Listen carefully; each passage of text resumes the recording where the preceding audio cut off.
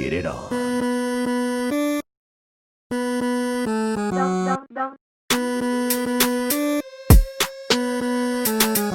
Get it on.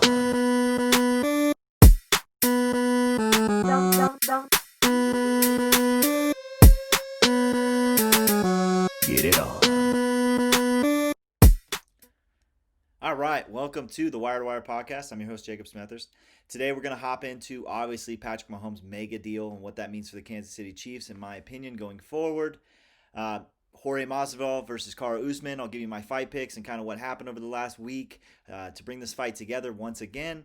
And NBA players showing up at the bubble and MLB players showing up at camp and moving forward with their seasons. All right, so without further ado, let's get into it.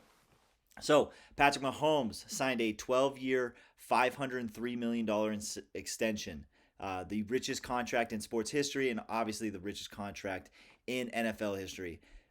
Here's the thing. So, I've heard a lot of things like, okay, the Kansas City Chiefs, they put some clauses in there, they moved some money around, they structured the deal to where he's not that big of a cap hit. At the end of the day, $503 million is $503 million. There's no way of getting around that. So it's going to affect, at some point, the quality of player that Patrick Mahomes will be able to play with, and with the quality of player that you're going to be able to put around him through free agency and what have you to put a team together. It's going to affect it because, like I said, $503 million is $503 million. You have to pay that. So here's the thing.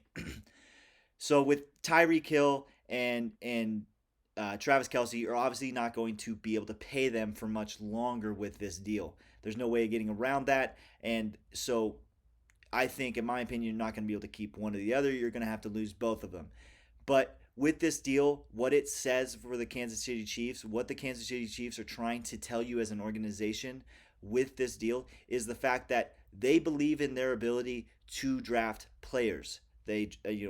They drafted Tyreek Hill, Kelce, and Mahomes. All those guys are homegrown. So with this deal, they're saying, we think we can continue to draft quality talent to put around Patrick Mahomes for, the next 12 years. And with that, I think there's always going to be misses in the draft. Every team misses. Every coach misses. So that's going to happen here at some point.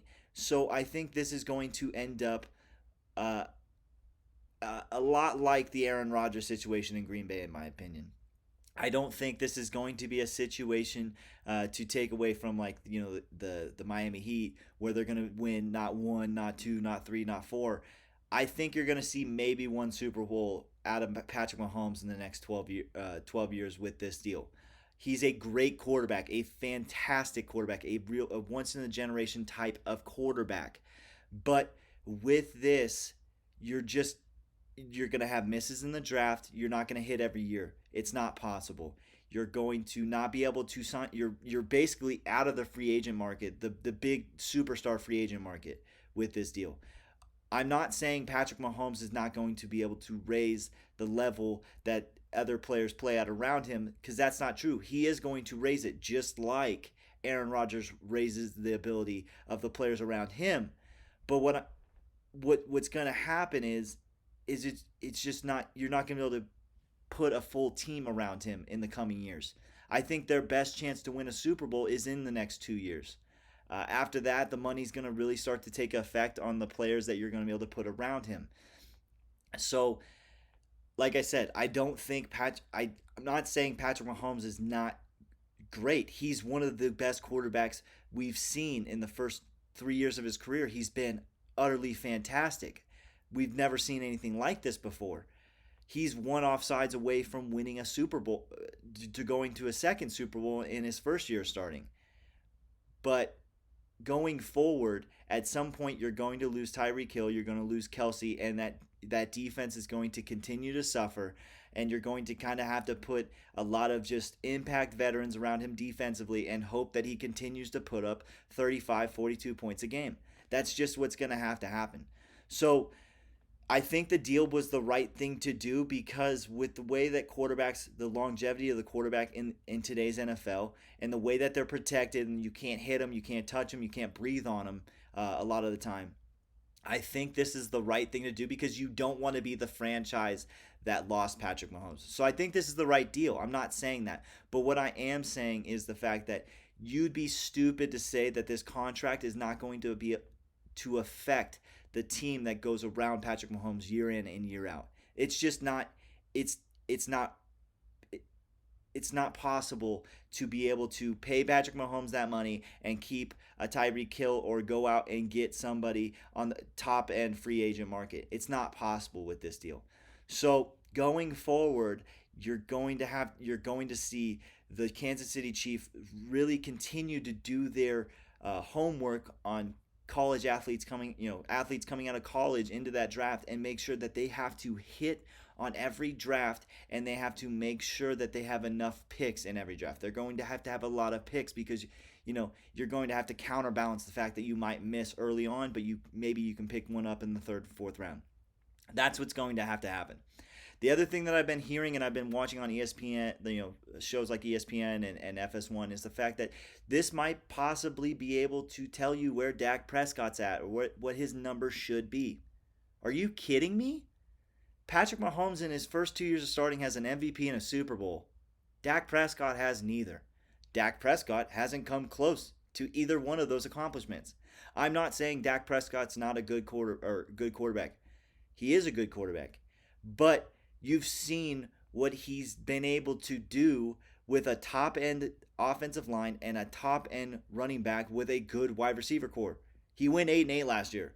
And you can say he got banged up, and you can say, but that all goes into contract negotiations. That all goes into what teams think they should pay you. I don't think the Cowboys should pay what he's asking for. This year he's being franchise tagged, and he's making about, I think, just above $35 million. That's too high. He's closer to $30 million. In my opinion, just under $30 million. But with the way that the quarterback contracts are going up right now, and you're seeing a rise in them, I think you'll see him sit just above $30 million. Nowhere close to Patrick Mahomes' money. I don't think he's anywhere close to Russell Wilson money. It's ridiculous that these guys continue to talk about, Dak probably, this might be, able to put a number on it. No, Dak does not have a Super Bowl, does not have an MVP. He hasn't been close to either. He didn't make the playoffs last year. That's what the Cowboys are looking at. We put all this talent around you, and you didn't make the playoffs. So why would I pay you anywhere close to Patrick Mahomes' money? A guy who's won an MVP in his first year starting and a Super Bowl in his second. And like I said earlier, he's one offsides away in his first year starting to going to back-to-back Super Bowls. So why would I pay you anywhere close to Patrick Mahomes' money? Dak Prescott, in this whole situation, really didn't learn anything. His number is totally different than Patrick Mahomes, in my opinion, and I think it's stupid for the Cowboys to even entertain the possibility of paying this man. I think Dak is a good quarterback, but that's what he is. He's a good quarterback. He's not great. He's not once in a generation, which Patrick Mahomes is, what Russell Wilson is. He's just good, and there's nothing wrong with that. And he can win a Super Bowl if he's surrounded with the right talent and the right coaching. This year's going to be big because he's playing on the franchise tag, and he's got a new coach and a guy that's won a Super Bowl before in Mike McCarthy. And we're going to see how that offense looks, if it's more explosive, and maybe Dak comes out and shines and shows you that, Garrett was really holding them back. But other than that, he's not going to get anywhere close to Patrick Mahomes' money, and nor should he. So let's move forward and let's address the other big news over the last week. UFC 251's got a new headliner, and it is Kamaru Usman, the champion, versus the challenger, Jorge Masvidal. Gilbert Burns popped on a COVID-19 test, and he had to be removed 1 week out from the fight, which in a normal situation would be a big deal. But the rumors are, and they've been confirmed by some sources, some pretty reliable sources, people in Jorge Masvidal's camp, people like Dustin Poirier, that he's been training for this fight. He thought, he had a feeling that it was going to fall through, and he wanted to be ready, so he continued his training, and now he's ready.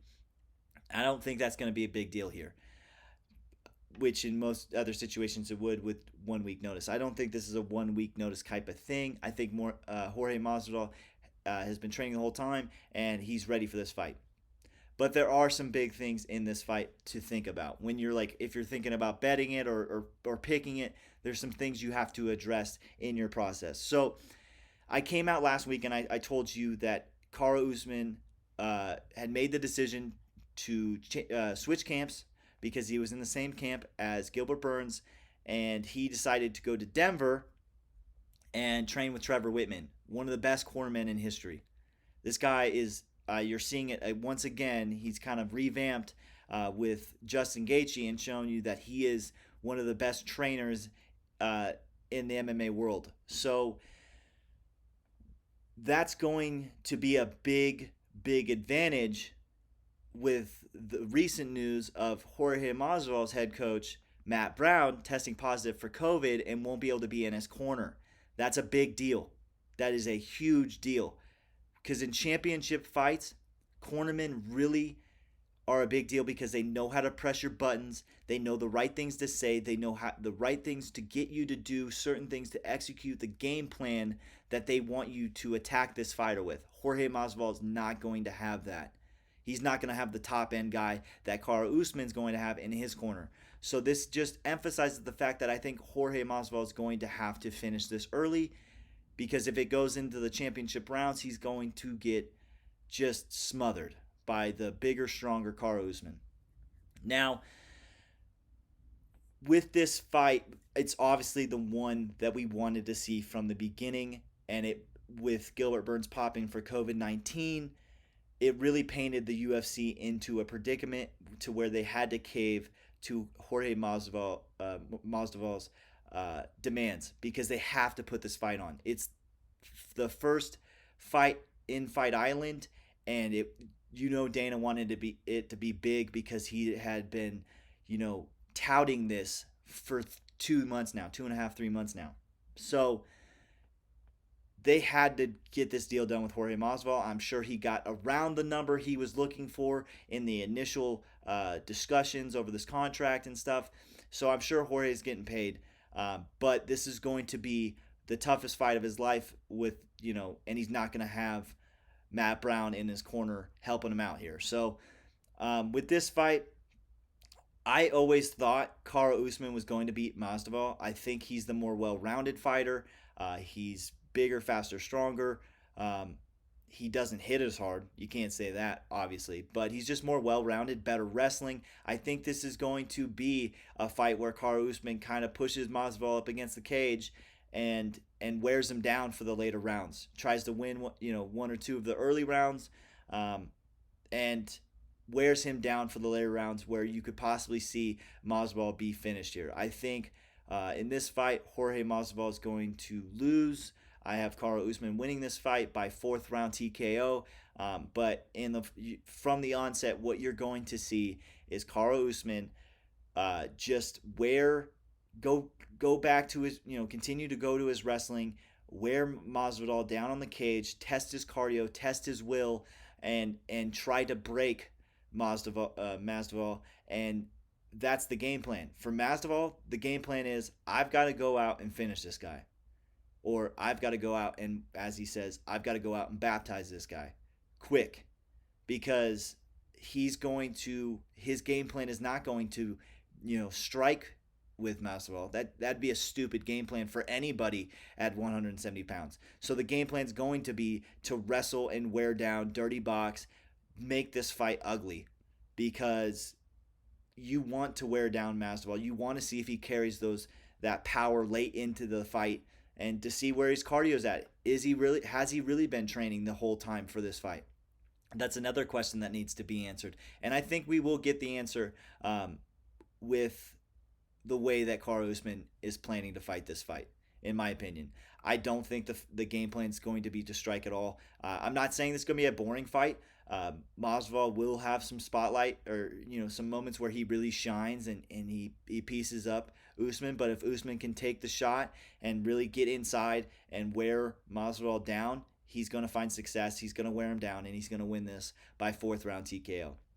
Now, with this whole situation, with Masvidal and people coming out and saying, oh well, he's only had a week to train.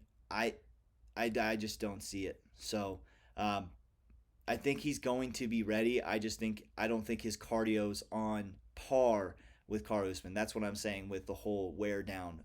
I think Carl Usman's such a big 170 pounder. These guys don't like each other. It's going to be violent. It's going to be bloody, but it's just going to be a lot of Carl Usman wearing Masvidal down, getting him down to the ground later in the fight, and just putting the ground and pound on him and pounding him out in the fourth round. Um, but it's the fight we all wanted to see. I'm happy we get to see it. It sucks for the guy like Gilbert Burns, who, has been waiting for his title shot for such a long time and thought he had it, and he popped for COVID. So now all we're hoping for, they have one more round of COVID test, I'm pretty sure. And as long as they clear that, we get the fight on Saturday. So let's just pray that they both test negative and this fight island actually works, and we get a good fight. The card's fantastic. I gave you my picks for the rest of the card last week. So for the title fight, I'll reiterate: Carl Usman, fourth round TKO. Bookmark it, hold me to it. If I get it wrong, call me on it. All right. So going forward, let's move on. NBA players have started arriving to the bubble, and they're getting ready for the camps, and they're taking the precautions, and everybody's getting ready for the league restart that we've all been talking about for months, and it's finally coming into focus, and we're seeing some stuff. Some funny stuff's already popped up here. Embiid today showed up at camp in a hazmat suit. He's always joking, trying to make light of situations. But people are start showing up, and camps are getting started, and these players are getting ready, and they're taking all the precautions to get ready for this season.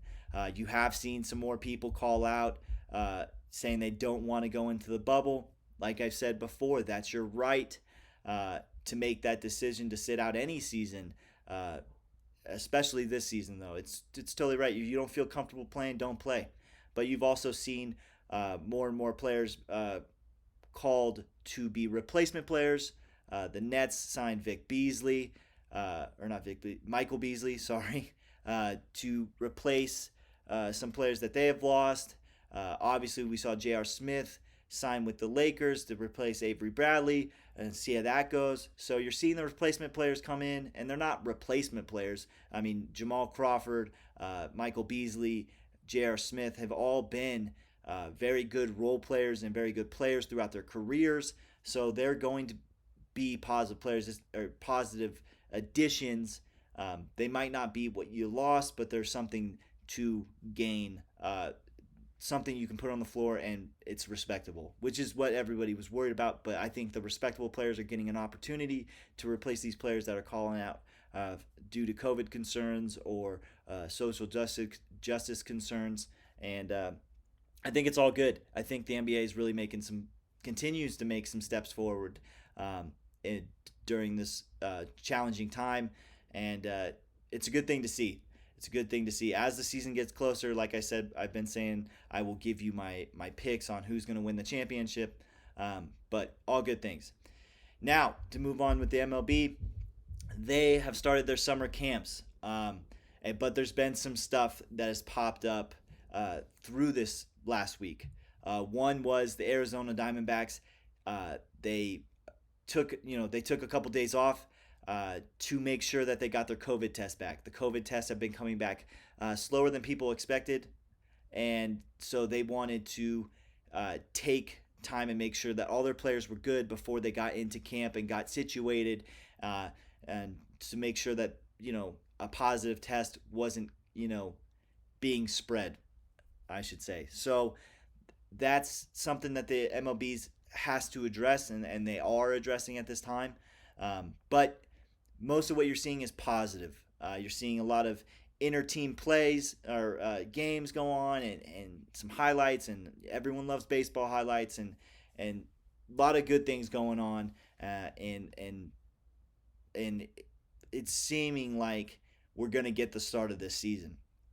But there has been an injury already in day one for a real World Series contender in the New York Yankees. Now, if you remember before all this went down and when we were getting ready for the baseball season, we were in spring training when COVID hit, when the pandemic hit. And in spring training, the Yankees were struggling with injuries, real big injuries. I mean, they had lost two of their starting pitchers. Giancarlo Stanton was still dealing with his calf, which he's still supposedly having some trouble with. Aaron Judge was a little banged up. So when we were coming back, a lot of those guys were healthy, and you were seeing them get healthy, which was something, if you were a Yankee fan, you were really liking to see. Well, then yesterday hit, and Giancarlo hit. Tanaka was on the mound, playing a simulated game. Giancarlo was up at bat, and 112 off the bat, right back at Tanaka's face, and it had people worried. He was rushed to the hospital, and ended up he only had a minor concussion. But if you've ever seen a comebacker go off a pitcher's dome, it's something scary, man. It's not something for the faint of heart, and this was no different. But if you're a Yankees fan, all you can think is, man, can we catch a break? I mean, during the restart, and we're the first team dealing with injuries like this. Are you kidding me?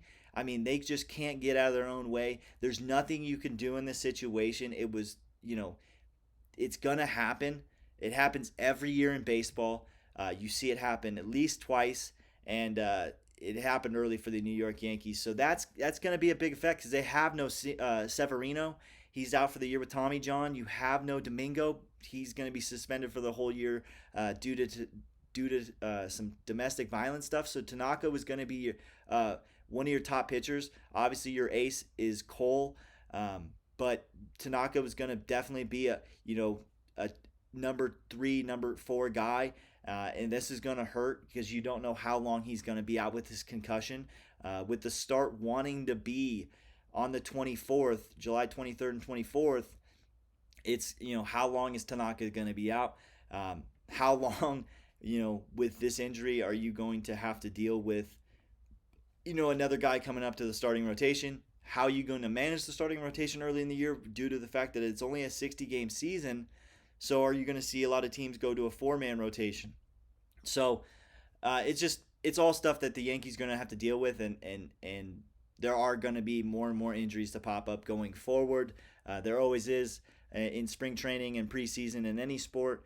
So it's something to kind of, it's just something that happens. But if you're a Yankees fan, all you're thinking right now is, can we frickin' catch a break? All right, guys. So that's it for me this week. I will get on Sunday and give you another episode.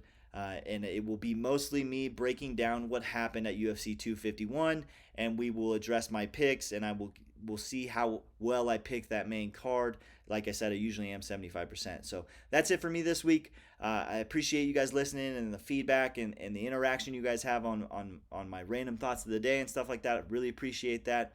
So let's have a good weekend, and I will see you guys on Sunday. Thanks for listening.